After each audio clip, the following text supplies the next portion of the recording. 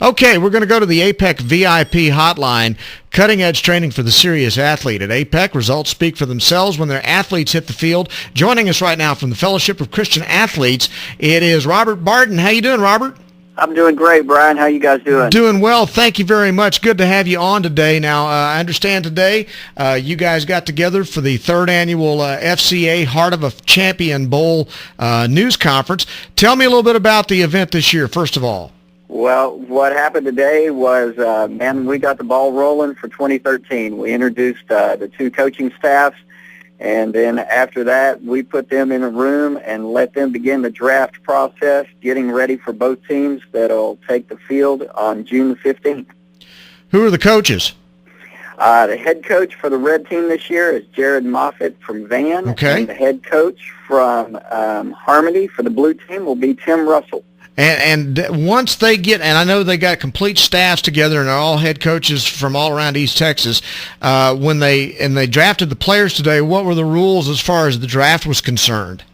Well, what we had set up is we've, of course, put the word out to all of Northeast Texas, and we had 64 high schools submit players to us this year, which is 14 more high schools than what we had last year. Really?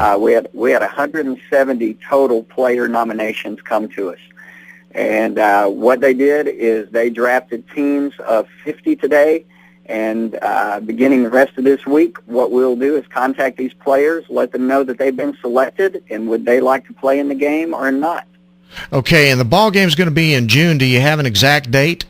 Yes, it's going to be on June the 15th, which is third Saturday in June. This year we're going to be back at Trinity Mother Frances Rose Stadium. You know, last year they were laying down the turf, and we're so thankful to Coach John King and Longview for allowing us to be over at Lobo Stadium. They did a tremendous job, but we're looking forward to this year being back and working with Rod Casper and TISD. Kickoff is slated for 6:30. Robert Bardin from the Fellowship of Christian Athletes on Bryan Houston Sports Radio Live on 99.3 Talk FM.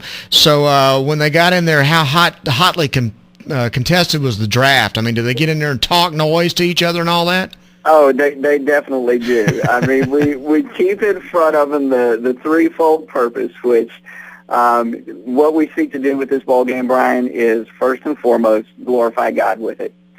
Second of all, to expand the emphasis and the influence of FCA to our schools throughout the East Texas area and the work that takes place through FCA on middle school, high school, and college campuses.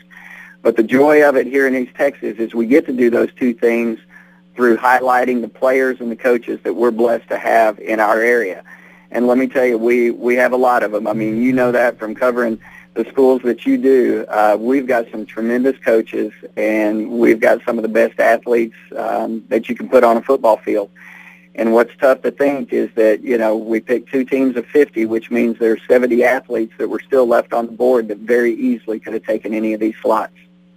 So, okay, now tell me a little bit about the Fellowship of Christian Athletes. How big an area do you cover? Talk about all the things that you guys do as an organization. I cover 14 counties here in Northeast. That's it, yeah. Just a little bit. And, you know, it's always great when you see gas prices continue to go up. But we are on middle school, high school, and college campuses. We've got 50 school districts that we work with within those 14 counties and about 10 to 12 colleges. And we rely on coaches on those individual campuses to be the ones with the leadership team of students to spearhead the ministry that takes place through FCA, and they can do that through what's called huddles, which are meetings that where they basically do Bible studies. We've got individual studies with teams. Then we've got big events such as Heart of a Champion Bowl. We've got our banquet that comes up in April, which is also connected with the bowl game. And then one of the most exciting things in the fall is an event called Fields of Faith, and it's utilizing football stadiums, but local FCAs from the schools put together basically a night of prayer. And I know down at like West Rusk, theirs this year, they drew about 500 students on a Wednesday night to a night of prayer, man. That's very cool. That's good stuff. Okay, so now what happens from this point forward? When will the coaches actually get their hands on these players, and how long will they have to work with them? We will introduce the two teams on February the 10th, and then once we get to June, on June 12th, the players will report. We're going to be housing them at Tyler Junior College this year.